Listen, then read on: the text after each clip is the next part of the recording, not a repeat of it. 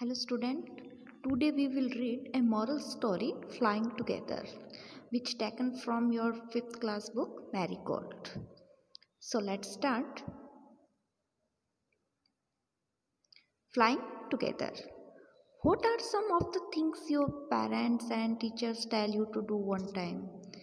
वो क्या बातें होती है या वो क्या एडवाइसेस होती है जो आपके पेरेंट्स और आपके जो टीचर्स हैं वो आपको हर समय देते रहते हैं. Get up in the morning, जैसे कि सुबह जल्दी उठना चाहिए, डू द होमवर्क, अपना जो वर्क है वो कंप्लीट करो, पैक योर स्कूल बैग, अपना जो बैग है उसे पैक करो. What happened when you didn't do as they ask you to do. तो इस स्टोरी में आपको पता चलेगा कि क्या होता है जब हम बड़ों की जो एडवाइसेस होती है उनको फॉलो नहीं करते तो हमारे साथ क्या हो सकता है. तो ये एक मॉरल स्टोरी है. तो स्टार्ट करते हैं. Deep in a forest stood a very tall tree. एक घना जंगल था, उसमें एक बड़ा सा पेड़ था. It's leafy branches spread out like strong arms. और उसकी जो पत्तेदार शाखाएं थी वो ऐसे फैली हुई थी मानो कि बड़ी ही मजबूत भुजाएं हों. This tree was the home of a flock of wild geese. और अब जो वो पेड़ है वो एक घर था. किसका घर था? फ्लॉक ऑफ वाइल्ड गीस. स्टूडेंट, जो गीस है वो प्लूरल है गूस का. गूस का मतलब होता है हंस. तो वो जो पेड़ था वो, और जो जंगली जो हंस होते हैं उनका एक ग्रुप है वो पेड़ पर रहता था. They felt safe there. और वो वहाँ पर एकदम सेफ थे, सुरक्षित थे. One of the geese was a wise old bird. और उन सभी गीस में, उन सभी हंसों में एक बर्ड था जो काफ़ी बूढ़ा था और बुद्धिमान भी था. ही noticed A small creeper at the foot of the tree.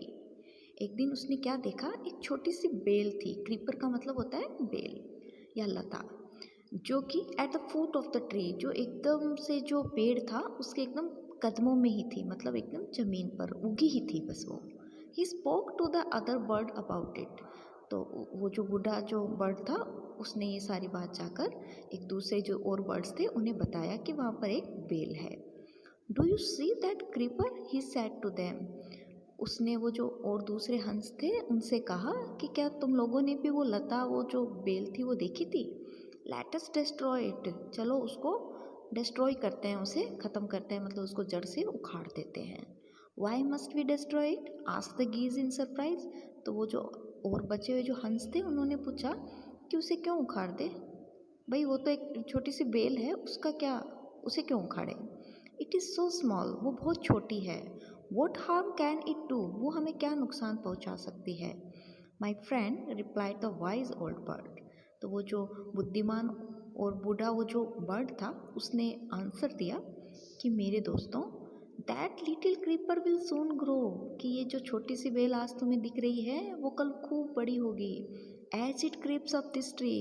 और वो जल्दी ही पूरे पेड़ के ऊपर लिपट जाएगी. It will become thick and strong. और थोड़े दिनों बाद ये खूब मोटी भी हो जाएगी और स्ट्रॉन्ग भी हो जाएगी. What of that, asked the geese. तो जो दूसरे हंस थे उन्होंने पूछा तो क्या हो गया? What harm can a creeper do us. एक बेल हमें क्या नुकसान पहुंचा सकती है, या एक लता हमें क्या नुकसान पहुंचा सकती है? Don't you see, replied the wise bird. तो वो जो बुद्धिमान बर्ड था उसने कहा कि तुम लोग देख नहीं पा रहे. With the help of that creeper it will be possible for someone to climb this tree. कि इस क्रीपर की सहायता से आज नहीं तो कल ये संभव बात है कि कोई भी इस ट्री के ऊपर क्लाइंब कर सकता है, चढ़ सकता है. A hunter can come up and kill us all. कोई भी शिकारी है वो इस लता की सहायता से और पेड़ पर आ सकता है और हमें मार सकता है. Well there is no hurry, they replied. फिर भी वो बर्ड्स नहीं माने. तो उन्होंने कहा कि अभी तो बहुत जल्दबाजी है, कोई जल्दबाजी करने की ज़रूरत नहीं है. The creeper is very small. अभी तो वो उगी है, वो बहुत छोटी है. It would be a pity to destroy it now. अब इतनी छोटी बेल को या पौधे को या प्लांट को उखाड़ना भी अच्छी बात थोड़ी है. Destroy the creeper while it is still young, the old bird advise. तो फिर उस बुद्धिमान बर्ड ने वापस सलाह दी कि भाई देखो, डिस्ट्रॉय द क्रीपर, उस क्रीपर को अभी के अभी नष्ट करो. While it is still young, कि ये बड़ी हो जाएगी तो हम सब के लिए खतरा बन जाएगी, तो उसे अभी के अभी डिस्ट्रॉय करते हैं. Now it is tender and you can cut it easily. वो आगे वो बर्ड कहता है कि अभी तो वो एकदम टेंडर है, मतलब छोटी सी है, मुलायम सी है, तो वो आराम से कट जाएगी। Later it will become hard and you will not be able to cut it. बाद में ये बहुत टफ हो जाएगी, बहुत हार्ड हो जाएगी, खूब सख्त सख्त हो जाएगी, तो उसके बाद तुम लोग इसे काट नहीं पाओगे। We we will see, we will see answered the bird. तो वो जो बर्ड थे उन्होंने आंसर दिया कि हम देखेंगे, हम देखेंगे। But they did not destroy the creeper. लेकिन उन्होंने उस बूढ़े पक्षी की जो बात थी, जो एडवाइस थी, उसे अनसुना कर दिया। और but they did not destroy the creeper, और उन्होंने उस बेल को नष्ट नहीं किया। They forgot the wise old birds advice. और समय के साथ वो लोग, वो जो बर्ड ने एडवाइस दी थी, वो भूल गए। As the creeper grew it became winding its way up the tree. अब वो धीरे धीरे वो जो बेल थी वो खूब बड़ी हो गई, और जो पेड़ था उसको बुरी तरह से और चारों तरफ से उसे जकड़ लिया। Stronger and stronger it became. और वो और शक्तिशाली हो गई, और शक्तिशाली हो गई, until it was as strong as a thick rock. और वो इतनी ज़्यादा शक्तिशाली हो गई कि जैसे कि वो क्या हो गई थी, एक थिक रोप हो गई थी। रोप का मतलब होता है रस्सी। एक मोटी सी रस्सी की तरह वो पूरे पेड़ के ऊपर लिपट गई। One morning when the geese had gone out in search of food, a hunter came to the forest. अब एक सुबह क्या होता है कि वो सारे हंस थे, वो तो फूड ऑफ सर्च, मतलब सर्च की, खाने की तलाश में वो लोग तो चले जाते हैं। और एक पीछे से उस जंगल में एक शिकारी आ जाता है। So this is where the wild geese live, he said to himself. और वो क्या करता है, वो उस बेल की सहायता से और उस पेड़ पर चढ़ जाता है और सोचता है कि अरे यहाँ पर तो जंगली हंस रहते हैं।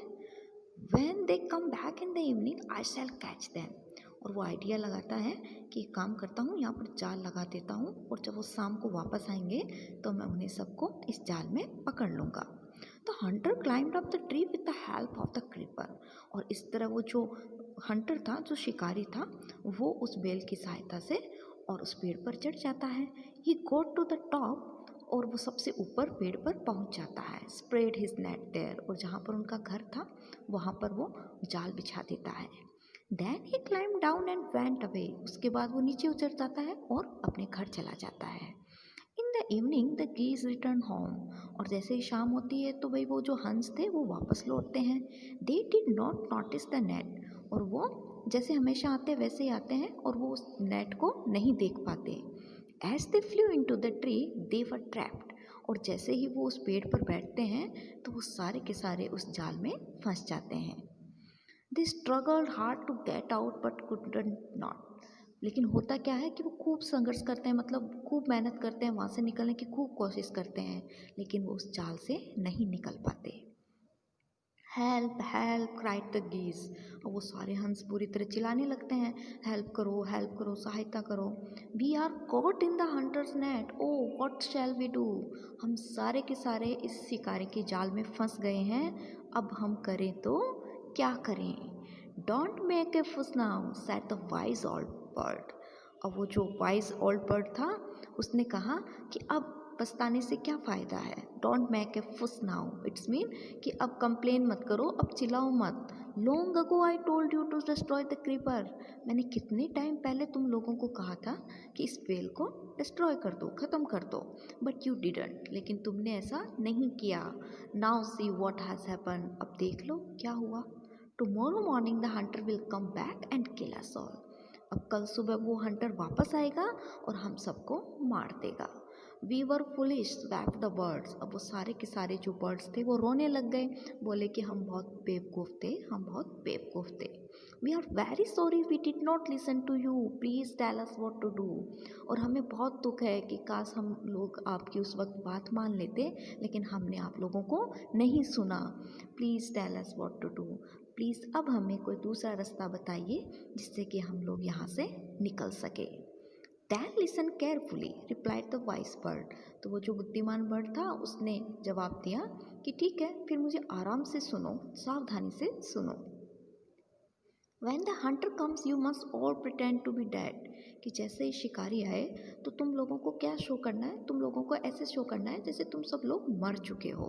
Just like still the Hunter will not want that birds, और तुम लोग एकदम मरे हुए की तरह सोए रहोगे, क्योंकि जो शिकारी होते हैं उन्हें मरे हुए बर्ड से कोई मतलब नहीं होता, मतलब उन्हें मरे हुए बर्ड्स नहीं चाहिए। He will throw us to the ground, तो वो क्या करेगा, अपने जाल लेने के लिए वो हम सबको नीचे फेंक देगा। It will then be easy for him to climb down, crack the dead birds and take them home. उसके बाद वो क्या करेगा कि उसके लिए ये इजी होगा कि पहले वो इन सबको नीचे फेंकेगा और फिर ये जो मरे हुए बर्ड्स हैं उनको कलेक्ट करेगा और वो जो अपना जाल है उसे लेकर घर जाएगा। When the last of us has been thrown down, we must quickly get up and fly away. और जब वो शिकारी अपना जब लास्ट जो गूज होगा, लास्ट जो हंस है उसे जब नीचे फेंकेगा, उस वक्त हमें क्या करना है, हम लोगों को तेज़ी से गेटअप होना है। गेटअप का मतलब उठना है, एंड फ्लाई अवे, और उड़ जाना है। In the morning the hunter came to the tree and climbed up, और ये जो आइडिया था वो उस बूढ़े हंस ने दिया उन्हें। फिर सुबह हो गई तो सुबह वो हंटर आया उसी पेड़ के पास और फिर उस पेड़ पर चढ़ा। He looked at the geese in the net, और उसने सारे के सारे हंस को उस नेट के अंदर पाया। दे आर ऑल डेड, लेकिन ही मटर्ड टू हिमसेल्फ। मटर्ड का मतलब होता है स्टूडेंट्स बड़बड़ाना। अब वो अपने आप से ही बड़बड़ाता है कि अरे ये तो सारे मर गए। He threw them out of the net one by one, तो वो क्या करता है, वो एक एक को उस नेट से निकालता है और नीचे फेंकता है। The birds lay still until the last one had been thrown down, और जो जितने भी बर्ड्स जो नीचे फेंके गए थे वो तब तक आराम से लेटे रहते हैं जब तक कि वो जो लास्ट बर्ड था उसको नहीं फेंकता। Then all at once they got up, उसके बाद जैसे वो लास्ट बर्ड को फेंकता है सारे के सारे एक साथ खड़े हो जाते हैं। फ्लैप देयर विंग्स, अपने जो विंग्स हैं, अपने जो पर हैं उनको फड़फड़ाते हैं। फ्लैप का मतलब होता है फड़फड़ाना। एंड फ्लू अवे, और उसके बाद वो उड़ जाते हैं। The Hunter was taken by surprise, अब शिकारी तो एकदम आश्चर्य से देखने लग जाता है। From the top of the tree he watch all the गीस फ्लाई अवे, और वो उस पेड़ के सबसे ऊपर वाले भाग पर जो वो बैठा था वहाँ से वो सारे के सारे हंसों को उड़ते हुए देखता है। Shiv Kumar adapted from stories from Panchatantra, a wise old bird, और ये जो स्टोरी है वो पंचतंत्र की ए वाइस ओल्ड बर्ड से ली गई है। So student, if you like my video you can subscribe my channel and like it. Thank you.